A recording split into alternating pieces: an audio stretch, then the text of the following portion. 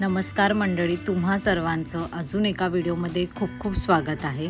या व्हिडिओच्या माध्यमातून आज आपण माझ्या लग्न सोहळ्यातील रुखवत पाहणार आहोत.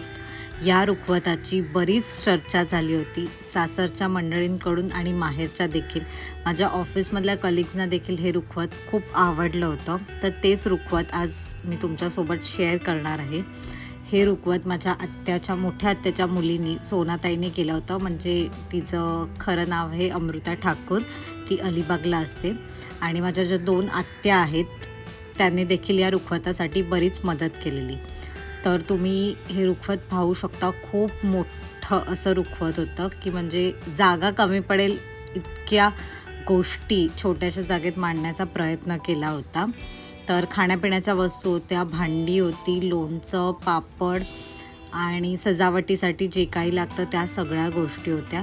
आणि पापडांवर सुंदर अशा टेक्स्ट लिहिलेले जे तुम्ही पुढे फोटोजमध्ये बघालच.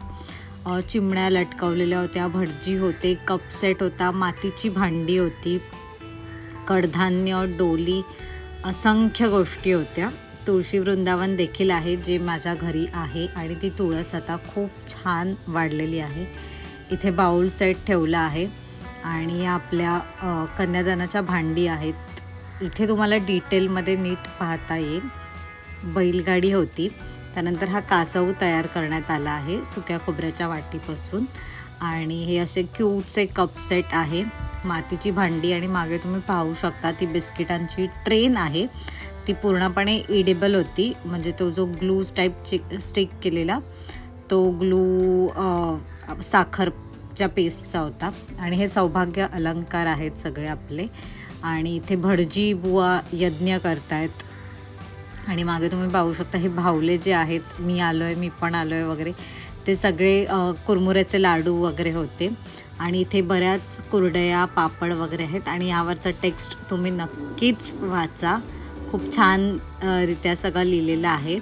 आणि सगळे होममेड प्रोडक्ट्सच होते ऑलमोस्ट. सो हे बॉबी आहेत आणि पापड सगळे होममेड होते. आणि ते आम्ही नंतर लग्नानंतर काही दिवसांनीच खाल्ले आणि घरी देखील सगळ्यांना ते पापड, लोणची खूप आवडली. आणि इथे मागे तुम्ही पाहू शकता पापडावर देखील आमचं नाव लिहिलं आहे. पुढे करंजी देखील आहे. आणि हा आईचा निरोप आणि केळीच्या पानावर जेवण वाढलेलं आहे. सो खूप छानरित्या सजावट केलेली, फ्रूट्स ठेवलेले. हे आमच्या नवरदेवासाठी दिलेला आपलं जो शेविंग किट असतो तो आहे. चकलीचा तुम्ही आकार बघू शकता की किती मोठी चकली होती. हे बाकी सगळे स्वीट्स आयटम आहेत.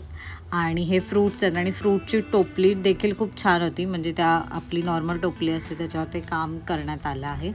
हा आरसा आहे. हे नवरा नवरीचे कपडे टाईप असतात ते. इथे क्यूट अशा डब्यांमध्ये कडधान्य भरून दिलेलं 5 पद्धतीचं. आणि ही माझी डोली आहे. सो असं क्यूट असं छान केलेलं हे घर आहे. आणि या सगळ्या वस्तू मी छानरित्या पॅक करून ठेवल्या आहेत to save that memory forever in my heart. तुळशी वृंदावन, दिवा आहे, बाउल सेट आहे.